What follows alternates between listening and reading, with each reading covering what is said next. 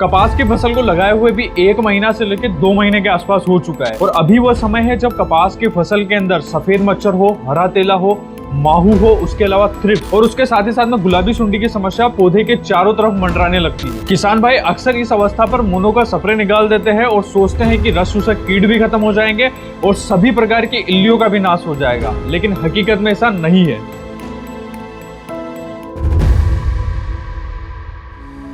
नमस्कार किसान मित्रों, कात्यायनी ऑर्गेनिक्स के यूट्यूब चैनल में आपका स्वागत है। आज के इस वीडियो में हम बात करने वाले हैं कपास खेती सीरीज के एक और नए वीडियो के बारे में, जिसके अंदर हम बात करेंगे कपास की फसल के अंदर लगने वाले पहले पावरफुल कॉम्बो स्प्रे के बारे में। तो अभी तक आपने हमारे यूट्यूब चैनल को सब्सक्राइब नहीं करा तो नीचे दिए बटन पर जल्दी से क्लिक करके चैनल को सब्सक्राइब कर लीजिए। किसान मित्रों, आपके कपास की फसल के अंदर आने वाली सभी प्रकार की समस्याओं को ध्यान में रखते हुए हमने किसान सहायता फॉर्म बनाया है, जिसका लिंक आपको डिस्क्रिप्शन में मिल जाएगा। अगर आपके कपास की फसल में कोई समस्या आ रही है जिसका समाधान आपको नहीं मिल पा रहा है तो आप उस फॉर्म के अंदर भर दीजिए। हमारे कृषि विशेषज्ञ 24 घंटे के अंदर आपसे संपर्क करेंगे। किसान मित्रों, वीडियो को शुरू करते हैं और बात करते हैं वीडियो के पहले विषय के बारे में, यानी कि आखिर में ऐसे कौन से कीट है और ऐसे कौन से रोग है जो कपास की फसल को अभी की अवस्था के ऊपर सबसे ज्यादा नुकसान पहुंचा रहे हैं। किसान मित्रों, कपास की फसल की अगर मैं बात करूं तो अभी बीते दिनों में जो बारिश ज्यादा हुई है और वातावरण में ज्यादा नमी होने के कारण रस चूसक कीटों का प्रकोप ज्यादा देखने को मिल रहा है। उसके अलावा इल्लियां भी काफी फसल को नुकसान पहुंचा रही है और इन रस चूसक कीटों में भी अगर मैं बात करूं तो ये सफेद मक्खी जो है सबसे ज्यादा फसल को नुकसान पहुंचा रही है। किसान मित्रों, सफेद मक्खी के अगर पूरे जीवन काल को अगर अपन देखेंगे तो इसकी जो पूरा जीवन होता है वो 3 अवस्था में बटा हुआ रहता है। पहला होता है एग, दूसरा होता है निम्फ और लास्ट वाली अवस्था होती है एडल्ट। और ये अपने पूरे जीवन काल के अंदर 100 से लेकर 400 अंडे देती है। मतलब कि इसका जो मल्टीप्लिकेशन है, मतलब कि एक मक्खी से ये काफी ज्यादा मक्खियां अपने पैदा कर सकती है। और जब वातावरण में नमी ज्यादा बढ़ती है तो इसके जो एडल्ट रहते हैं वो ज्यादा से ज्यादा अंडे देते हैं और उसी कारण से इसकी जो संख्या है वो ज्यादा बढ़ जाती है और ये फसल को काफी ज्यादा नुकसान पहुंचाती है। किसान मित्रों, सफेद मक्खी के अलावा अभी कपास की फसल के अंदर हरा तेला की भी शिकायत काफी ज्यादा देखने को मिल रही है। हरा तेला भी एक प्रकार का रस चूसक कीट है और जब वातावरण में नमी बढ़ती है, बारिश ज्यादा होती है और धूप नहीं निकलती है तो ऐसी कंडीशन पर ये सबसे ज्यादा फैलता है और इसका भी प्रकोप आपको जो है इसकी पत्तियों के ऊपर साफ दिखाई देता है। कपास की पत्तियों को अगर आप चेक करते हो तो इसकी किनारे जो रहती है वो साइड से जली हुई दिखाई देती है, पत्तियां पीली हुई दिखाई देती है और ये पत्तियों में जो है वो लगातार रस चूसता है। उसी कारण से कपास की जो पत्तियां हैं वो पीली पड़ जाती है। कपास में इन दोनों कीट के साथ ही साथ में एक और कीट की समस्या देखने को मिल रही है, वो है थ्रिप्स। थ्रिप्स वैसे ज्यादा कपास की फसल पर हमला नहीं करता है, लेकिन जब कपास की जो नाजुक पत्तियां निकलती है या फिर नई पत्तियां जो निकलती है उसके अंदर इसका हमला देखा जाता है। ये नाजुक पत्तियों में से लगातार रस चूसता है, उसी कारण से जो पत्तियां हैं वो ऊपर की ओर मुड़ जाती है,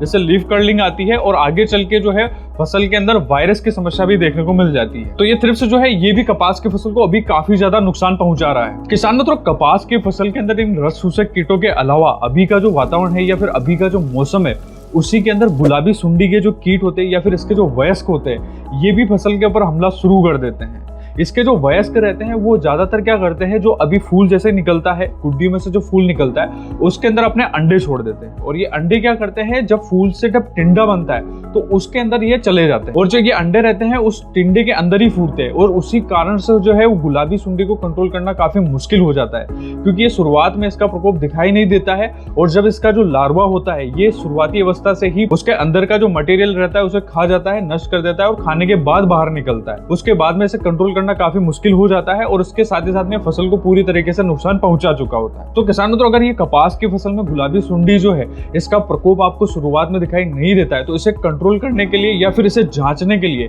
एक सबसे आसान और सबसे सिंपल सा तरीका है। आप इसे अगर जांच करना चाहते हो तो आपको क्या करना है, जब 2 से 3 पतंग इसके उड़ते हुए आपको खेत के ऊपर दिखाई दे तभी आपको जो है वो ट्रैप जो है उसके अंदर इंस्टॉल कर लेना है। लगभग 7 से 8 ट्रैप जो आते हैं, गुलाबी सुंडी के जो ट्रैप आते हैं स्पेशल, वही लेना है आपको और खेत के ऊपर आपको 7 से 8 ट्रैप 1 एकड़ के हिसाब से इंस्टॉल कर देना है। और जब इस ट्रैप के अंदर आपको 2 से 3 कीट दिखाई दे तभी आपको जो है इसके रोकथाम के लिए जो है दवाई कीटनाशक का छिड़काव कर देना है। साथ में तो गुलाबी सुंडी के लिए आपको ट्रैप इंस्टॉल करना है और उसके साथ में जो रस चूसक कीट लग रहे हैं उनको जांचने के लिए आपको क्या करना है, नीले और पीली कलर के जो स्टिकी ट्रैप आते हैं उनकी 10 से 12 जो क्वांटिटी रहती है वो आपको 1 एकड़ के हिसाब से इंस्टॉल कर देनी है। अगर कीटों का प्रकोप ज्यादा है और अगर आप चाहते हैं कि मुझे ज्यादा कवर करना है तो आप इनकी संख्या बढ़ा भी सकते हैं, ऐसा कोई दिक्कत नहीं है। और इसके अलावा जो आप स्टिकी ट्रैप लगा रहे हो ये तो आपको लगाना ही है और जो गुलाबी सुंडी है उसके लिए फेरोमोन ट्रैप आता है वो लगाना है आपको, ठीक है। तो दोनों ही कीट के लिए आपको अलग अलग प्रकार के ट्रैप आता है और इन ट्रैप के माध्यम से ही आप पता कर पाओगे कि आपकी कपास की फसल के अंदर जो है वो कीटों का हमला कितना गंभीर है। तो किसान मित्रों, अब आपने ये भी पता लगा लिया कि आपकी कपास की फसल के अंदर कौन से कीटों का हमला ज्यादा हो रहा है। ट्रैप लगाने के बाद में आपको ये सारी चीजें क्लियर हो जाएगी।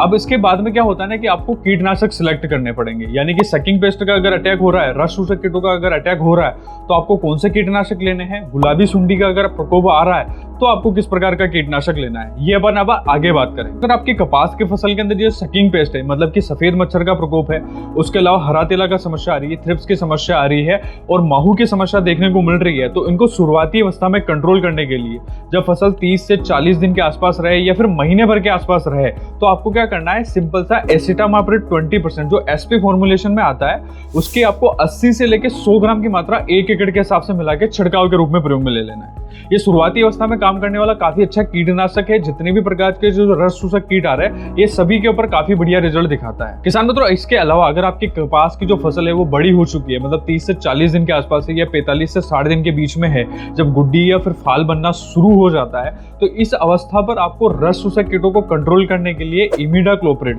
जो 70% WG फॉर्मुलेशन में आती है, इस दवाई को प्रयोग में लेना है और इसकी मात्रा कितनी रखनी है, आपको 60 से लेकर 80 ग्राम प्रति एकड़ के हिसाब से छिड़काव के रूप में प्रयोग में लेना है। किसान मित्रों, अगर आपकी कपास की फसल ज्यादा बड़ी हो चुकी है या फिर रस चूसक कीटों का प्रकोप ज्यादा ही देखने को मिल रहा है, ये दोनों ही कीटनाशक आपने प्रयोग में ले लिए फिर भी आपको रिजल्ट दिखाई नहीं दे रहा है, तो आप इस अवस्था पर क्या कर सकते हो, हेवी कीटनाशक के ऊपर भी जा सकते हो। और हेवी कीटनाशक के अंदर आपको क्या करना है, पायरिफ्लॉक्सीफेन जो 5% और उसके साथ में डाइफेंथुरोन जो 25% फॉर्मुलेशन आता है, उसकी आपको 400 ml की मात्रा 1 एकड़ के हिसाब से प्रयोग में लेना है। इसके अंदर डबल टेक्निकल होने के कारण ये सभी प्रकार के जो रस चूसक, स्पेशली आपकी कपास की फसल के अंदर जो रस चूसक कीट लगते हैं, जैसे सफेद मक्खी हो गया हो, हरा तेला हो गया, इनके ऊपर इसके रिजल्ट काफी शानदार देखने को मिलते हैं। और इसके अंदर जो पायरिफ्लॉक्सीफेन आता है, ये सफेद मक्खी के जो अंडे होते हैं उन्हें भी पूरी तरीके से नष्ट कर देता है, जिससे सफेद मक्खी की जो नई पीढ़ी है वो तैयार नहीं हो पाती। किसानों, तो अभी क्या हो रहा है, बारिश का मौसम है और ऐसी स्थिति में क्या होता है कि दवाई अगर आप छिड़काव के रूप में प्रयोग में लेते हो तो दवाई धुलने की शिकायत आती है। तो ऐसी स्थिति में क्या करें, ये जो भी कीटनाशक आप प्रयोग में लेने जा रहे हैं इनके साथ में आपको चिपको गोंद जो केटेलाइजर के नाम से आता है उसको आपको 5 ml की मात्रा प्रति 15 लीटर वाले पंप के हिसाब से मिला के छिड़काव के रूप में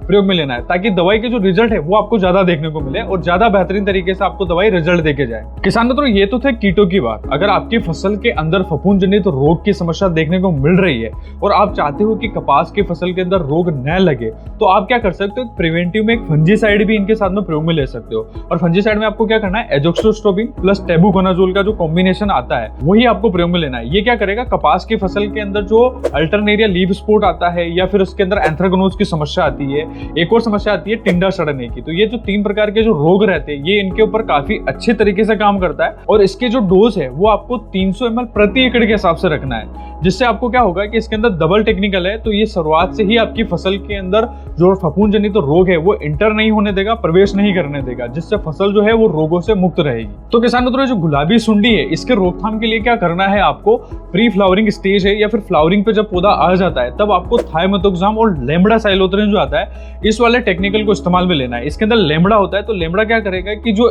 इंसेक्ट के जो अंडे होते हैं यानी गुलाबी सुंडी के जो अंडे रहेंगे ये उन्हें भी नष्ट कर देगा और साथ ही साथ में हल्के फुल्के रस चूसक कीटों की समस्या है तो उनके ऊपर भी ये काफी अच्छा रिजल्ट दिखाएगा। तो स्पेशली गुलाबी सुंडी का प्रकोप आपको दिखाई ज्यादा दे रहा है तो इस केस में आप थाइमेथोक्साम और लेमड़ा साइलोथ्रिन का स्प्रे कर सकते हो। और डोज की मात्रा की अगर मैं बात करूं तो कपास पर आपको इसकी 80 से लेके 100 ml की मात्रा 1 एकड़ के हिसाब से प्रयोग में लेना है। तो किसान मित्रों, यही थी कपास खेती सीरीज के पहले स्प्रे की संपूर्ण जानकारी। इसके अलावा भी अगर आपकी फसल के अंदर कोई समस्या आ रही है या फिर जो रस चूसक कीट मैंने बताए हैं और गुलाबी सुंडी जो बताइए, इसके अलावा कोई समस्या आ रही है तो आप फॉर्म के अंदर लिख दीजिए, हमारे कृषि विशेषज्ञ जल्द ही आपसे संपर्क करेंगे।